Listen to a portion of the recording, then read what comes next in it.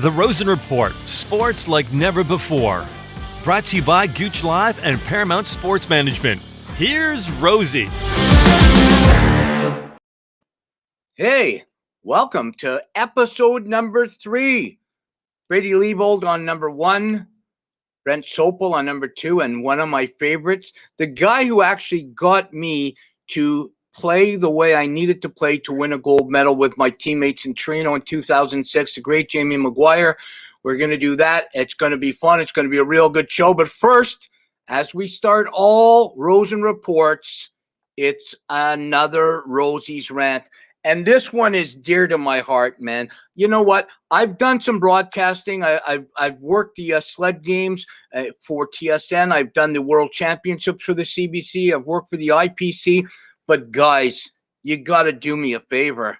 There is some incredible broadcasters in this industry, female broadcasters that know the game. They know hockey, they know baseball, they know football. It drives me crazy when somebody makes a decision, whether it's about a guy who never played the game and he can't be a broadcaster because he never played the game, or about a female who never played the game. Guys, you don't have to have played the game to be a great broadcaster. And there are some incredible broadcasters out there that I love to listen to. Jen Broderell has done an incredible job on the CBC. Hats off to her. Unbelievable player, incredible person. Just some Kate Burness. She knows her stuff.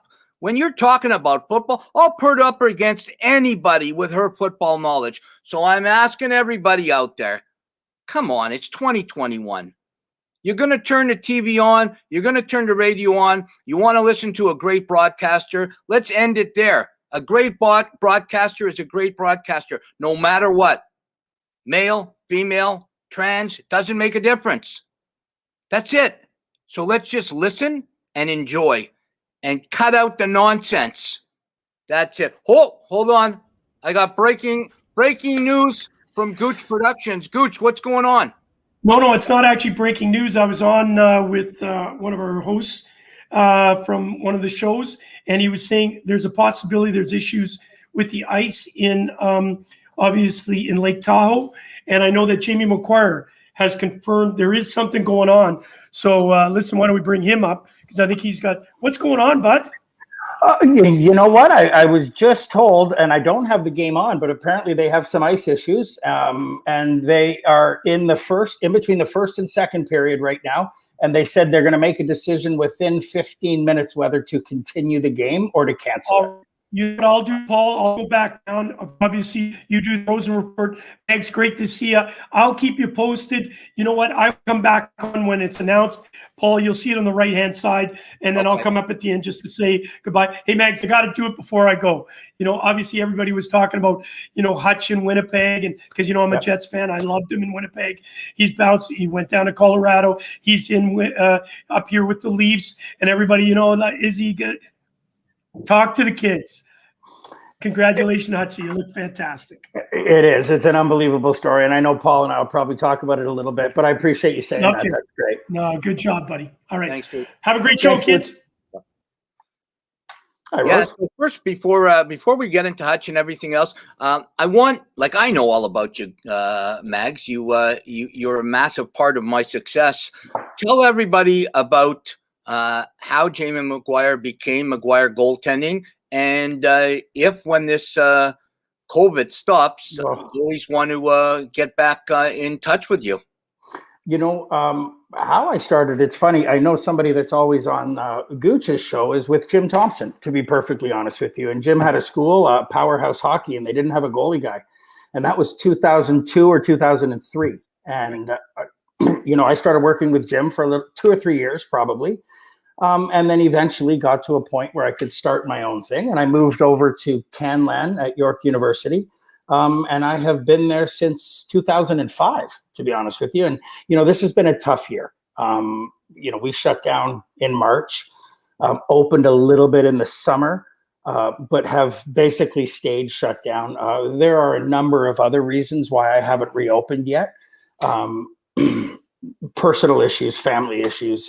But I am looking forward to finally getting things going again. So, March break camp certainly won't be during March break, but that's probably when we're going to reopen is in April. Yeah. Hutch. Yeah. I remember Hutch when I got on the ice with him. He was he 12 or 13 years old? It was, 13. 13 years old. And you see this kid, and what a nice kid. But who would have known, maybe you did, back then, that he was going to have a real solid career in the O with Barrie. He was going to get drafted by the Boston Bruins, go down to Providence, have a great time there, and then sort of been bounced around. First of all, did you know that he had NHL talent? And what's the difference between a Hutch at 12 and maybe somebody who then makes it? That's a really good question. So to answer the first question, did you know? I think everybody knew. And when I say that, Hutch is represented by an agency called Octagon. Mike Liut, the former goaltender. And Mike Liut contacted me when Hutch was 13 and said, listen, we got a kid who lives in Barrie. Mike was based out of Detroit, and said, we got a kid who lives in Barrie and he needs some help. And we would like you to work with him. He's one of the best 1990s in the country, if not in the world. And we think he's got a really good shot to make the NHL. Now, having said that, there's lots of kids who have that story. He wasn't the only one. There are lots of 1990s out there who people thought would play in the NHL, and they never got there. The difference it's the little things. It's his dedication. It's his dedication not only to on ice, but his commitment to his body off the ice and his behavior off the ice. It's funny. After they won the other night in Ottawa, there was an interview, and the headline said, Hutchison says, hard work and practice is how he stayed sharp. But that's not just something he says. Right. I've never seen a kid work harder, whether he was 13 trying to learn how to do a T-push at Kenlan at York, or, when I went and worked with them in Winnipeg, or, the other day with the Leafs at practice. His nutrition, his sleep patterns, his commitment, emotionally, he is just all in, and I think that is the difference, because you get to a point where everybody can stop the puck.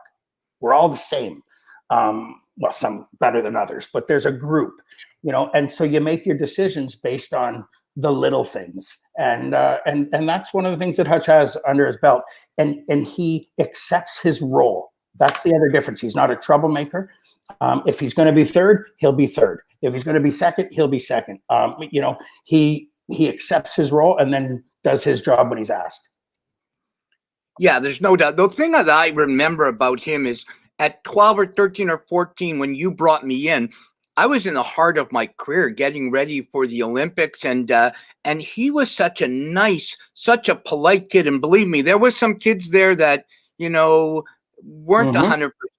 And so it's just, and that's an upbringing. That's just the way things are. And I really, I just love the, I just love the attitude that he brings as a nice young man. Talk to us about what it would be like in that last couple of weeks. Campbell's obviously their backup, and then Campbell goes down. Hutch comes up, and, it's game one. He's sitting behind Anderson, then 2, then 4, then 6. Then when you need a backup goalie, when are they going to, me watching them going, you got to give the kid a chance. And if you don't believe in him, let him go. But, talking to him, how is he feeling about when he's eventually going to go in, and then about going in?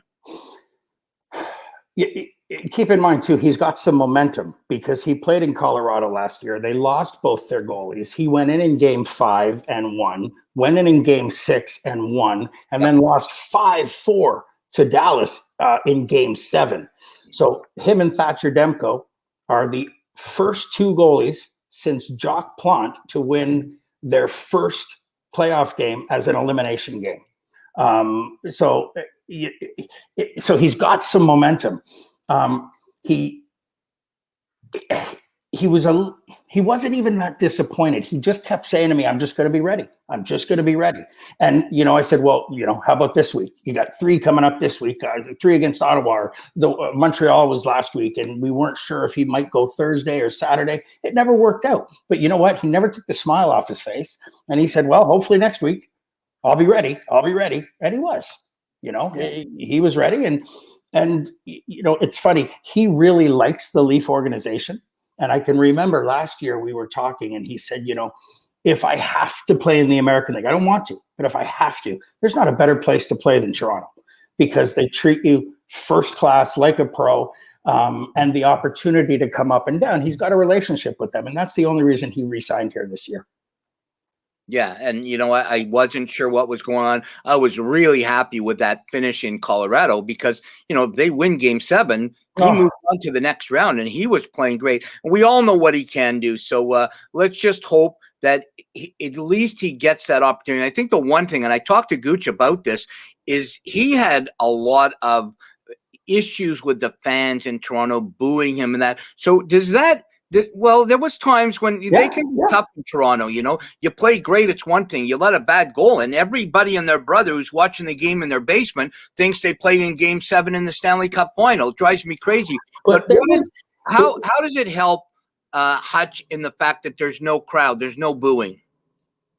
I don't think it makes a difference, to be perfectly honest with you. And that's why he's a pro. It doesn't make a difference because you have to block that out. It's funny. I said – I made a comment, just block the noise. Block the noise. Ignore the noise. Hutch got booed a few times last year, but the overall feeling in Toronto, I think, was people wanted him to be successful. Yeah. And they might be pissed off because he hadn't played well and they lost 6 in a row when he was starting at the beginning of the year last year. But nobody really wished. Nobody, everybody deep down wanted him to play well because he's a good guy. He's a good person. He's not, there's a big difference between being cocky and being confident, or arrogance and confidence. Hutch is confident. He's not arrogant. And I think that shows. Absolutely. Hey, listen, before we get into now the goaltenders in the league, and that's your expertise, the ones that are playing really well, the ones that maybe aren't, Gooch sends in, Gooch and Scott Taylor. Gooch just had talking with Scott Taylor from Winnipeg, and obviously huge Winnipeg fans with their goaltending. What do you think about the Bresson? Brutal his name, but Bresson, the kid, he played really well, and they're talking now about, at least Scott did, is there an opportunity for the Kraken with the way he played last night, the Kraken in Seattle coming in next year, picking up a kid like this? Wouldn't that be great for them? So, yeah, I think there is an opportunity. I thought you were going to say, is there an opportunity for him to take over the job in Winnipeg? And it was just a hard stop. No. Yeah. Okay. But yeah, the problem is, for him is there's so many of those goalies out there. And he's played, I'm just looking right now. He's played 4 games. He's 3-1. He really hasn't played that much this year. But there's a lot of guys like him out there. He's going to have to play a whole bunch more games before he can prove that he should be a full-time backup or a starter. Absolutely. Hey, listen, before we get into the top goalies now, I just heard from Gooch. Gooch is coming up to tell us something.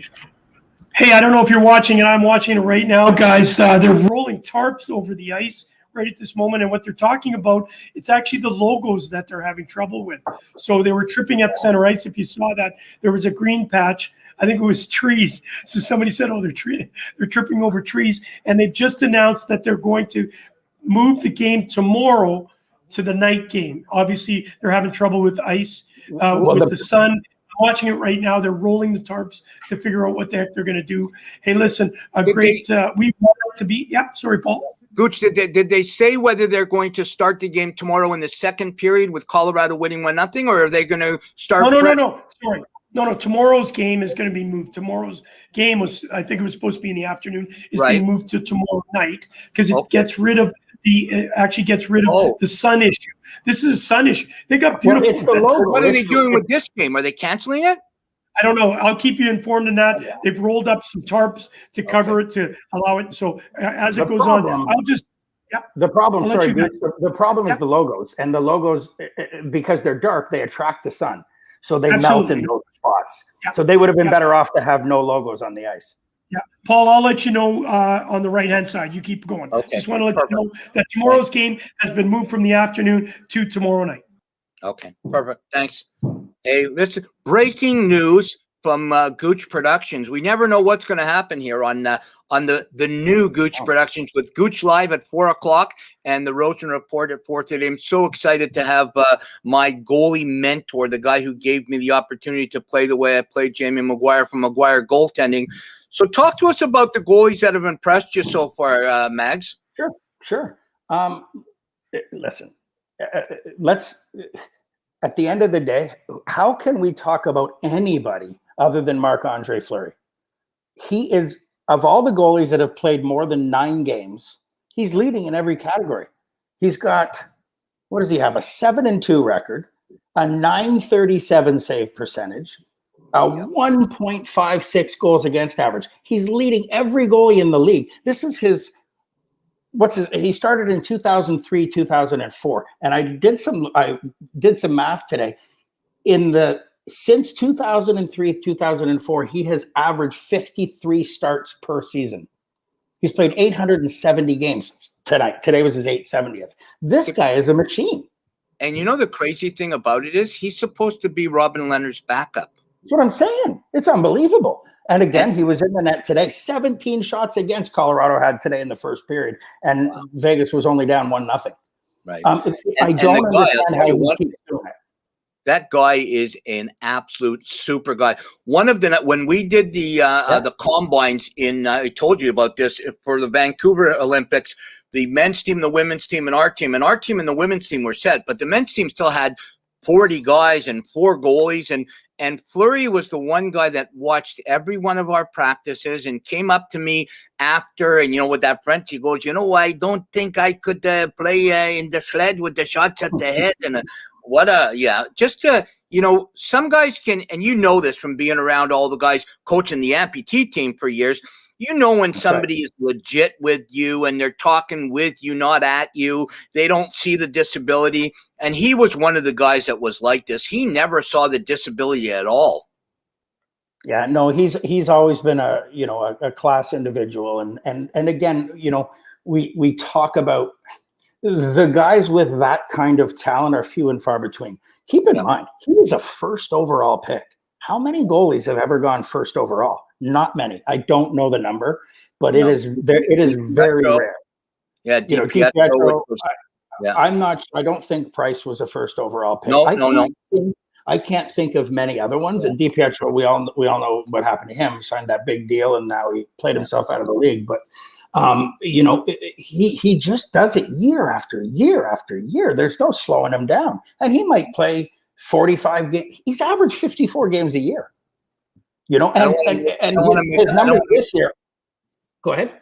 So I don't want to make a Kerry Goulet joke here, but Charles Wong was the owner of the Islanders. He made a very Wong call when he took DiPietro number 1 overall. Yes. I'm not gonna touch that one, but yes. Yeah, let's leave that. Hey, talk to us about. There's 2 guys that Lankinen in Chicago. I know you've got some deep feelings here because who was supposed to be the number 1 in Chicago, but this kid from Finland, he played great in the World Juniors. He is holding the Hawks very well right now. Only a couple of points I think behind Florida. Now Florida has 4 games in hand because the Blackhawks have seemed like they played 106 games so far. Lankinen, he they weren't sure who was going to be the starter. They've got Colin Delia, who is a goaltender that I've been fortunate enough to work with for years and years since he was much, much younger. Malcolm Subban. I'm not familiar with Malcolm at all other than to watch him play. And it was open. I was reading articles at the beginning of the year where this is Delia's job to take, and this kid's come in. He's 7-3, not a great team. We all know where Chicago finished last year. He's kind of holding them on his back. what's he got? A 9.27 save percentage. That's fantastic.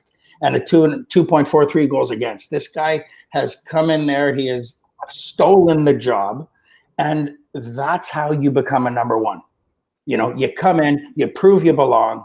There are number one positions that are given, like happened with Hellebuck 8 years ago in Winnipeg or 7 years ago. They just knew and they just kept playing them. And then there's number ones that appear like this, where you just play yourself into that position, and you know that's what you become.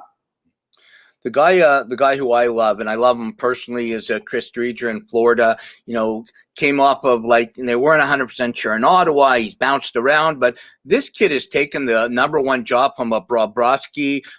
Gooch loves him. I love him.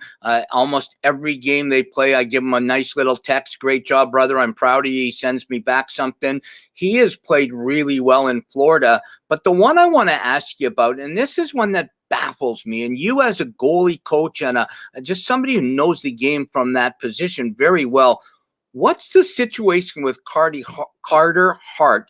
Is it Dr. Jekyll or Mr. Hyde? Because he's either great or he is in serious trouble.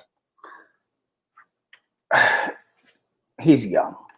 Yep. Let's not forget that I if I'm not mistaken, I think he's 21, if I'm not mistaken. And he just came off a phenomenal run in the playoffs last year and last year during the season. You know, I think it is expected that I'm not familiar with his numbers this year. I'm going to take a look in a second. But I think that he has shown over a period of time that he is the real deal. I personally think he may even be the future of goaltending for Team Canada. Yeah. Once Carey Price is kind of aged out. Yeah. And Gooch, you know, in 22, he's 22. Gooch set up. There you go. So he's 22 years old. He's incredible. That's just a kid. And for him to have already played, you know, 90 games in the NHL at the age of 22 plus a playoff run, it's phenomenal. So, you know, I think that there should be some slack given to Carter Hart with regard to this year. And you're right. Some goalies are hot and cold, but at the end of the day, their numbers will level out.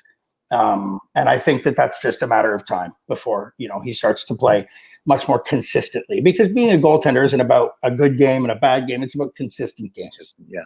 And that's what I know Gooch is watching, running the show. Hellebuck, this kid is still, I think, one of the best in the league. Let's go down to the bottom of the rung. Carey Price, everybody still has Carey as the god. He's not playing great. The Habs are winning and they're playing well, but he's not playing great. Gooch just sent up 10 games, 5 wins, 2 losses, 3 OT wins, 3-3-1 goals against, 902. That's for Carter Hart. So yeah, I don't want to put too much pressure on the kid, but I see him with a 5-0 win, and then I see him with a 5-0 loss. So, but let's go with your thoughts on a Carey Price. I think Montreal did an incredible thing by bringing in Jake Allen and his backup. Does that give Price the opportunity now to go, deep breath, I can do what I need to do? Or does that maybe get him thinking, if I don't play well, they're going to put Allen in? No. Carey Price isn't worried about losing his job to Jake Allen. I don't believe. And I don't know Carey at all. But just knowing who he is, he's not worried about that. And you know, I've heard this talk a few times. Carey Price has played almost 700 games in the NHL, and he's got a career goals against of 2.59. Okay, this year he's got a 2.64. He's playing exactly where he's supposed to be playing. His record's 5-2. His save percentage is down a little bit. I think he averages 917, and right now he's 902. Carey Price is fine. I think he's got 5 or 6 solid years left. And it can be deceiving because we're used to gaudy numbers from him. Yep. But at the end of the day, in the NHL, it doesn't matter. All you have to do is win. Yep. It doesn't matter how. And Carey Price is 5-2-2 right now. He's winning. And that's all that matters. Let me ask you a question. next year, 2022, Beijing, the games go on. You're in charge of making the decision. Is Carey Price the number one goalie? Is Fleury? Is Hart? No, Who's your, I think who's it your number goes one guy right now? Carey Price, of course. Yep. Okay. He has not lost. He's the incumbent, and it's his job to lose. Okay. End of story. End of I story. don't think I want the expert. Yeah, no, that's my opinion. But I think the question will be, I mean, Carter Hart's a shoo-in, I believe, because of his age. The question is, who's going to be that? Not necessarily number 2 or number 3, because Carter Hart isn't being chosen to be number 2 or 3. He's just there to get experience. So maybe he's the 3rd. Maybe he'll end up being the 2nd. Who knows? But it's about age. There might be goalies better than Hart, but Hart will get there. Who's going to be the 3rd? That's the question. Mike Smith isn't going to be there this year. No. Going to be there. No. So I think it has to be Fleury. I agree with you. I agree. I think Price. You're just saying Mackenzie Blackwood. No, I don't think so. I think Price and Fleury and Hart. They're your 3 guys. That's what I think. What's the situation in Edmonton, man? For Edmonton Oilers fans that are watching the Rosen Report or watch Gooch Live or Gooch Productions, what is going on with Edmonton? Toskinen, oh my God, this kid, I feel so bad for him. And then Smith, he's 107 years old. What's going on? But you know what? He can have a lights out year. He's 4-0 this year. He's on a bit of a roll since he came back. He's got a save percentage 940. I mean, yes, he's old. I think he's 38. I'm not exactly sure. He's up there. But he's got a goals against 183. It's under 2. 940 save percentage is just ridiculous. So, and in 4 starts, he's 4-0. So, you know what? That's what Edmonton needed. Edmonton, it's just been this piece that's been missing for so long. And if he can come in and go on a long run, who knows? Maybe he's got a year or 2 left. Yeah. I mean, the management in Edmonton's a lot smarter than you and I are. Yeah. And there was a lot of goalies out there. They kept Smith for a reason because they know he can still play. You're bang on. He's 38. Gooch is sending me all the stuff on the right-hand side. He's 38 years old. Hey, listen, always love having you on. We're gonna have you on many times. Price is going. Val, the great Val, he's got the day off. He's got a personal life too. He's saying Price is going to Seattle Kraken and will win the cup. He ain't going to Seattle. Val. Not a chance, Val. Not a chance. No way. And Charlene, very well. What qualities, characteristics make someone a good goaltending coach? Well, there you go. It's a great question. And coincidentally, Charlene Zinnick, she has a son. We both know well. Aaron, who is a 2005 born, who's a goalie that I work with. To answer her question quickly, I truly believe that a lot of us out there are good at what we do. It's developing rapport with the student.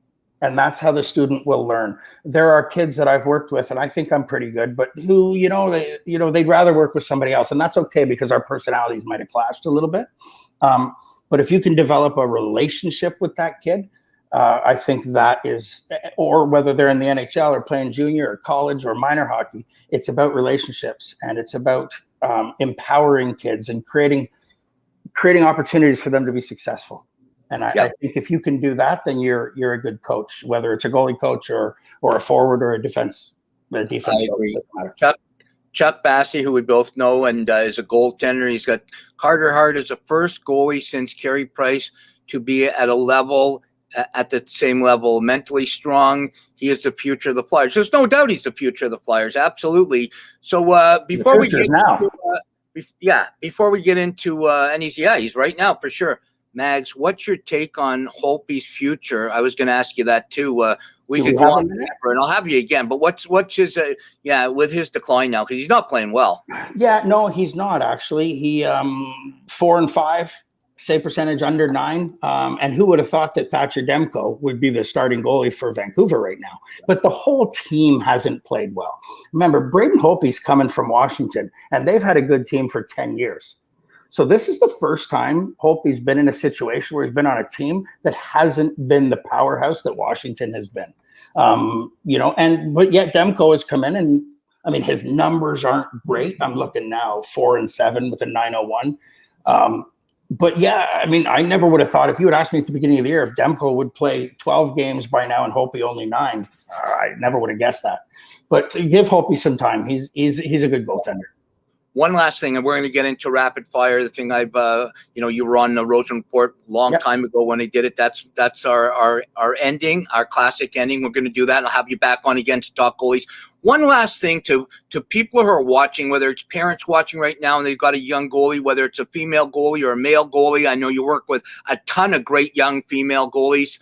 What would you say right now to a goaltender who is maybe struggling mentally because of COVID and still has that opportunity to play next year, but is really struggling with what's going on right now? You know, this isn't even a hockey question, to be perfectly honest with you. If there are kids that are struggling out there because of COVID and because of what's going on, you know, my suggestion is talk to an adult and tell your parents. Because mental health is a huge issue right now in this, these lockdowns and these periods where hockey's been taken away from us. And the problem is that a lot of us and a lot of kids identify as hockey players. They might only be 13, but in their mind, they're a hockey player. And you take that from them. And it's incredibly discouraging. But this will end. We will get back to some semblance of normality. And just hang in there, because we're all going through the exact same thing. And I tell myself that every day, hang in there. And I'll tell you the same thing. We just got to get through this, because it hasn't been easy for me, and it hasn't been easy for you. It hasn't been easy for anybody. Yeah. Great advice, buddy. Jamie McGuire from McGuire Goaltending, the best. 3-0 shutout in 2006. Every time I look at that gold medal, I thank Jamie McGuire for everything he did for me. Mags, you got your seatbelt on? You strapped in tight? Ready to go.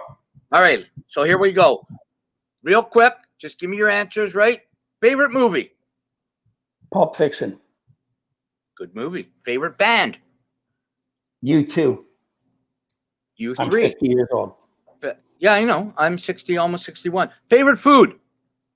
Pizza. It's not even a question. All righty. Cool. Favorite place in the world? And you've been a lot of places, buddy. Hong Kong. I was there a couple years ago with the Toronto Furies in the CWHL. Unbelievable city. Cool. I always say Prague in the Czech Republic, and that was my second. Yeah. We were there together. We won't tell Prague, Czech Republic stories, so we'll leave that for another day. We certainly will. Favorite sport?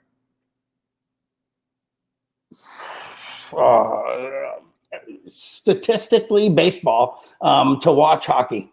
I'm a baseball stats guy. I love the stats in baseball, but I don't sit and watch a game that often. Hockey. Yeah. Everybody thinks it's hockey. Me, I love baseball, but you got a big fan. I just got a text. Pizza loves pizza, and I'll just leave it at that. Hey, Mags, I really, really appreciate everything. I think if I hear correct, Gooch is coming up for 1 second to say goodbye. There he is. Mags, you're one of the all-time greatest. I love listening to your perspective on goaltenders. I myself personally didn't play net, but I certainly scored on a few. But I'll tell you what, you really give us the idea of how to be a goalie. And, of course, what you did for Paul, absolutely amazing. Thank you for being a part of the Rosen Report and, of course, with us at Gooch Live. Thanks. Hey, Gooch, you know what we're doing? We're very close. Can I say that we're very close to you bringing a special guest on soon onto the Rosen Report? Can I say it? Mags. Can you? Oh, yeah, for sure. Oh, sorry. I thought you were talking to Carrie. No.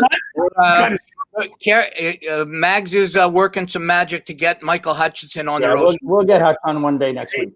Yeah. I talked to him already. He's fine with that. He'd love to do it. So, all right. Fantastic. Look forward to it. Thanks, Mags. We'll talk to you soon. You got it. Take care, buddy. Yes. Yeah. What's going on? What a great show. I'm going to give you that right now. I'll give you the report. I'm just looking at it right now. We are under a pause. They've delayed the game. It looks like there's been some talk back and forth. I'm just watching it as we're speaking here. They've rolled out tarps to try and cover, obviously, what Mags was talking about. We've been there before. The sun on those decals, really, it's tough to freeze the ice at a time like this. So that's been one of the issues. There's not going to be. There's Gary Bettman just walking up right now to make a decision, probably what they're going to do. They're surveying it. They've got everybody out there. The players are out actually suntanning. Would you believe it or not? And some of the talks is maybe to hold off and do it later tonight, which would be smart. They're also talking about the possibility of shutting it down and coming back tomorrow. That doesn't really make any sense because they're going to need the day of tarps over top of the clouds, or they're not going to have any clouds. Yeah. Good. Does it remind you of Wellington when we were walking around the rink in the sun and everything? The only difference is I hope the boards don't fall down. No. But what's really important here also is the fact that they've moved the 11 a.m. game tomorrow morning, of course, to 7:30. I'm just going to check. Sorry, guys. There's so much going on here with changing. I'm not even sure what they're talking about. Yeah, it looks like they've changed it to 7:30 tomorrow. I should have had this for us, guys, but I was too busy watching what was going on. And what's going on, Paul, is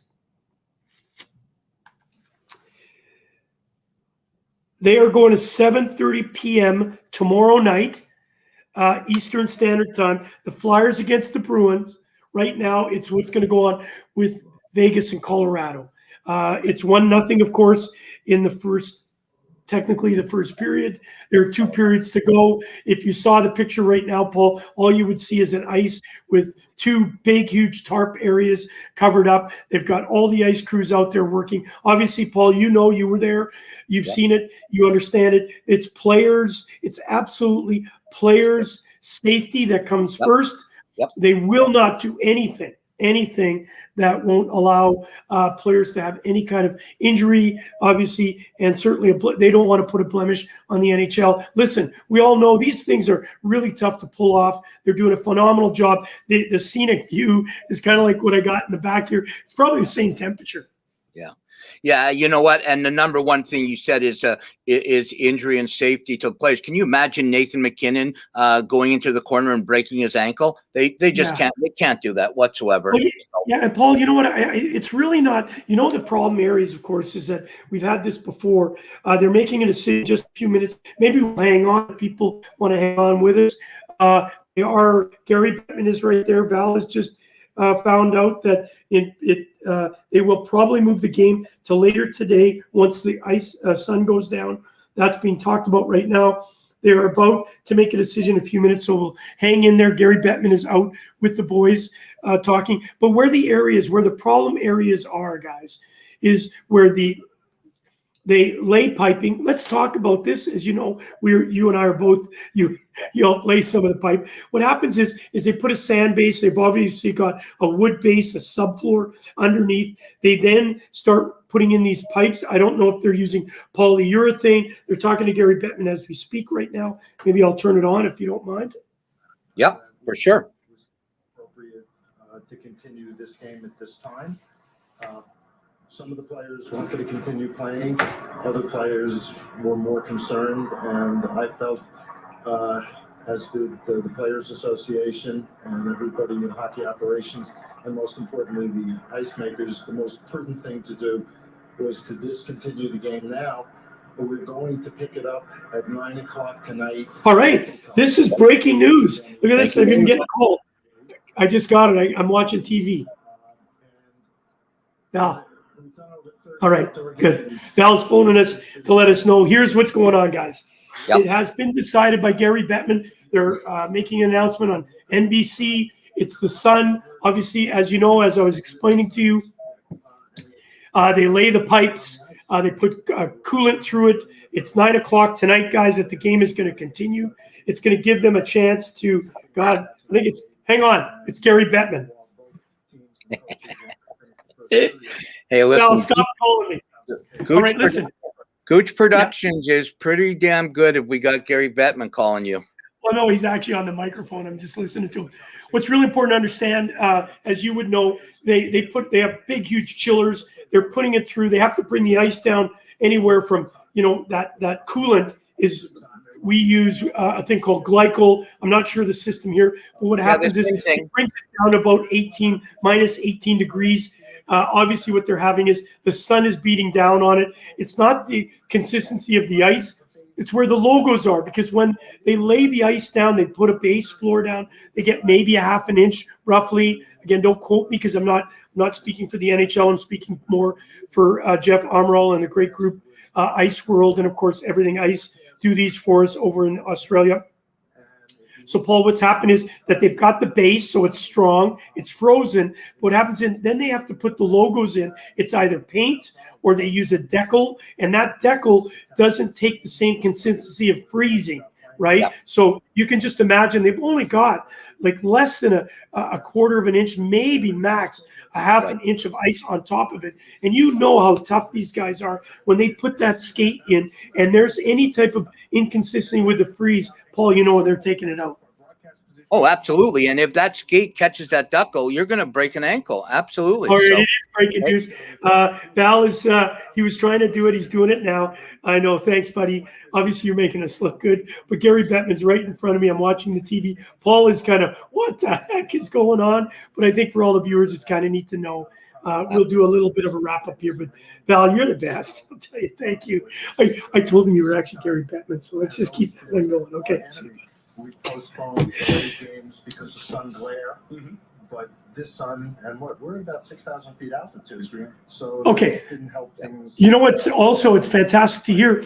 One of the other things that you need to know is there's 6,000 feet above the sea, right? So the altitude it's lighter. Yeah. The heat going onto the ice. The ice is a reflectant, and that's why they've had to actually put tarps over it, Paul, to keep the other parts of the ice consistent until they actually fix up the other parts. What'll happen now is they may roll the tarps completely over as they fix up the patches, Paul, and then what they'll do is they'll probably do another as the sun goes down, we'll keep people informed. They'll probably do another bring out a couple of Zambonis. They wouldn't scrape the ice. They would actually lay some water down, let that freeze, lay some more water down, let it freeze, and then they'll probably bring the Zamboni out. It'd be great if we had Jeff Amaral here right now talking about it from Paramount Sports Management, who actually you're at right now. I'm hearing Dave is fixing one of the ice surfaces right now for opening on Monday. So that would Dave, where are you? Come and help us out. Anyways, that was great to let everybody see what's going on. Before I wrap my show up, who's on Gooch Live tomorrow? I was going to say, obviously we've got great shows. Tuesday, Sammy Joe Small, that's really exciting, and then Thursday you have Greg Westlake, former captain of the Canadian team. How great is that? Two unbelievable athletes. Sammy Joe Small is on with the Hockey News. She has her own podcast. I know you'll be talking about that. Tomorrow I've got Kevin Shea along with Rain Carnegie. We're going to be talking about Herb Carnegie. We're going to be talking about Black History Month. And Kane himself had a great career, obviously in the OHL, Halifax Moosehead. He was a captain after hockey. He struggled with, drugs and alcohol. We'll talk shortly about that. And then we're going to talk about the biggest influencer of both men and women of color that have made a difference in this great game. You brought up earlier Angela James, who you and I had the honor to be at her induction at the Hockey Hall of Fame. And of course, Willie O'Reed, who you've met very often. And of course, most importantly, some of the other, or just as important, I apologize, Grant Fears of the year. And I know other players.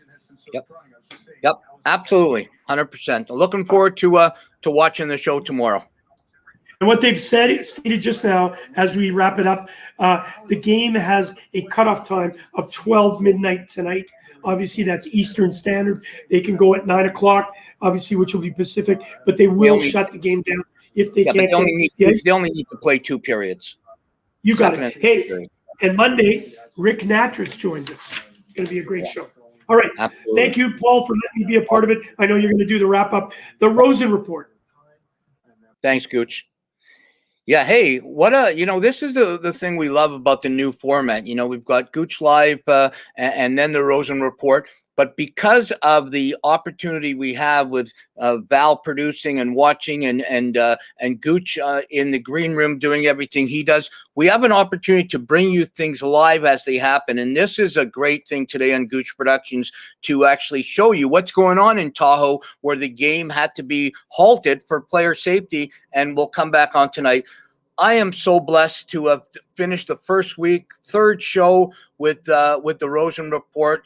Brady Leibold, thank you for the first show. The great Brent Sopel, Stanley Cup champion. The second show, Jamie McGuire, who was incredible in my success, my whole career, but especially the gold medal in Torino in 2006. And looking forward to Tuesday, show number 4 with the great Sammy Jo Small. She is not only a great goaltender with the women's team, she started the Women's Hockey League. She's an incredible goalie coach. She went to Stanford University. She is a brilliant woman and a dear friend. Looking forward to that. Thank you so much for another opportunity to reach out to you. Have a great evening. Be safe. Take care of yourself, and God bless. Rosey out. You've been listening to the Rosen Report, sports like never before, with your host, Rosey. Brought to you by Gooch Live and Paramount Sports Management.